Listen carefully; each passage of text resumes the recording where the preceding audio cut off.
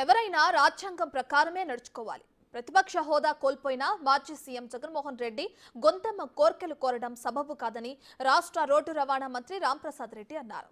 Kuppam RTC డిపోలో నూతనంగా 6 బస్సులను ప్రారంభించారు ఆయన.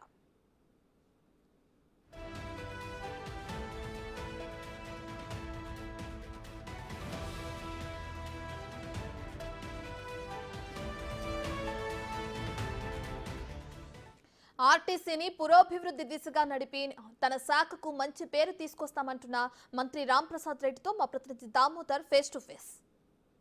ఏపీ రాష్ట్ర రవాణా శాఖ మంత్రి కుప్పంలో ఏదైతే గతంలో కుప్పం డిపో నుంచి 56 పైగా బస్సులను పొంగనూరు ఇతర డిపోలకు తరలించారు. ఈ నేపథ్యంలో సీఎం చంద్రబాబు నాయుడు కుప్పం వచ్చిన నేపథ్యంలో రాష్ట్ర రవాణా శాఖ మంత్రి రాంప్రసాద్ రెడ్డి 5 బస్సులను ఈరోజు ప్రారంభించారు. ప్రస్తుతం మనతో రాంప్రసాద్ రెడ్డి గారు ఉన్నారు. సార్ చెప్పండి, కుప్పం డిపో విషయంలో ప్రత్యేక శ్రద్ధ తీసుకుంటున్నారు.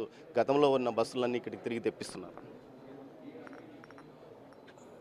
ఒకటే చెప్తున్నామండి, ప్రజలకు మేలు చేయడమే ఈ ప్రభుత్వం యొక్క లక్ష్యం.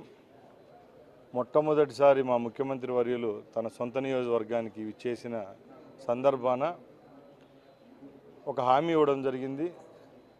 ఆ హామీ పరంగానే కుప్పంలో రాష్ట్రం అనుకోండి దేశంలోనే అత్యున్నత ప్రమాణాలతో ఒక బస్ స్టేషన్ నిర్మాణానికి మేము ఆలోచిస్తున్నాం.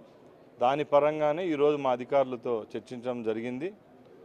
ఎప్పుడైతే ప్రజలకు నాణ్యమైన సర్వీసులు అందిస్తామో ఆ రోజు ఆ సంస్థ మనుగడ కూడా ఉంటుంది. కాబట్టి ఈరోజు కుప్పంతోనే అది స్టార్ట్ చేస్తున్నాం.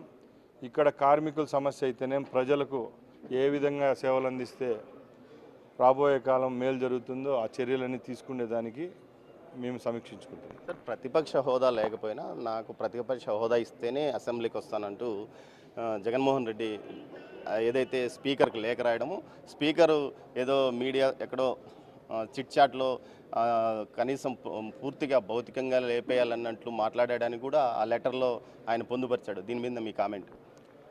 ఒకటండి, భారతదేశం అంతా ఈరోజు నడుస్తుంది, ఒక రాజ్యాంగ పరంగా నడుస్తుంది. రాజ్యాంగంలో ప్రతి ఒక్కటి పొందుపరిచి ఉంటారు. ఎన్ని సీట్లు వస్తే అపోజిషన్ పార్టీ వాళ్ళకు స్థానం ఉంటుంది, ప్రతిపక్ష హోదా ఉండే సీట్లలో ఇన్ని నెంబర్ అని ఉంటుంది. ఆ నెంబర్ కైవసం చేసుకుంటేనే ప్రతిపక్ష హోదా అనేది ఉంటుంది. నాకు కూడా అంత క్లారిటీగా తెలియదు, అది పెద్దలకు సంబంధించిన విషయం. నిజంగా ఆయనకు వచ్చిన 11 స్థానాలకు ఆయన ఎలిజిబిలిటీ అయితే ఇచ్చేదానికి రాష్ట్ర ప్రభుత్వం అయితేనే అందరికీ ఆమోగ్యమైన స్పీకర్ గారు అయితే నిర్ణయం తీసుకుంటారు. కానీ ఆయన డిమాండ్ చేసినంత మాత్రాన సంఖ్య లేనప్పుడు ఇచ్చే పరిస్థితి ఉండదు. ఆయనకు సెక్యూరిటీకే ఏకంగా 1000 మంది పోలీసులను సిబ్బందిని కేటాయించుకోవడం, దాని మీద పెద్ద ఎత్తున ఇప్పుడు బయటకు వస్తుంది. దీనిపైన మీరే చూశారు, నిన్న విజయవాడలో గత 5 రోజుల నుంచి ఆయన ఇంటి చుట్టూ ఉన్న ఫెన్సింగ్లన్నీ రిమూవ్ చేస్తా అంటే ఎన్ని అవకతవకలు బయటపడినాయో తెలుసు. ముఖ్యమంత్రి నివాసం మన పక్కలుంటే అందరికీ సెక్యూరిటీ ఉంటుందని అందరం అనుకుంటాం. కానీ 5 సంవత్సరాలు జగన్మోహన్ రెడ్డి పక్కలు ఉండడం వల్ల ఆ ప్రాంతంలో అందరూ నరకయాతన అనుభవించారు. ఎందుకంటే వాళ్ళ సొంత ఇళ్లలో వాళ్ళు ఉండేదానికి కూడా ఈ సెక్యూరిటీ వాళ్ళు పర్మిషన్ ఇచ్చేవాళ్ళు కాదు.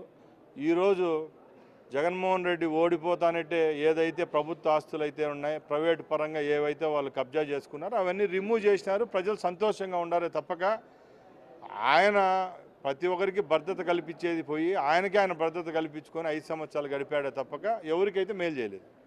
అవసరం ఆయనకు ప్రతిపక్ష హోదా ఇస్తే ఇస్తారు, కానీ లేకపోతే రాజ్యాంగాన్ని అతిక్రమించి వేరే విధంగా ఆయనకు ప్రతిపక్ష హోదా కావాలని ఆయన ఉత్తరం రాసినంత మాత్రాన శాసనసభ స్పీకర్ ఆయనకు హోదా కల్పించే పరిస్థితి కనిపించదు. కానీ ఖచ్చితంగా ఏదైతే జగన్మోహన్ రెడ్డి ప్రభుత్వంలో జరిగిన అక్రమాలపై ఖచ్చితంగా విచారణ అనేది మాత్రం కొనసాగుతుందని, ఒక దోషులకు మాత్రం ఖచ్చితంగా శిక్ష పడుతుందని రాష్ట్ర రోడ్డు రవాణా శాఖ మంత్రి రాంప్రసాద్ రెడ్డి అంటున్నారు. కెమెరా పర్సన్ పురుషోత్తంతో దామోదర్, కుప్పం నుంచి.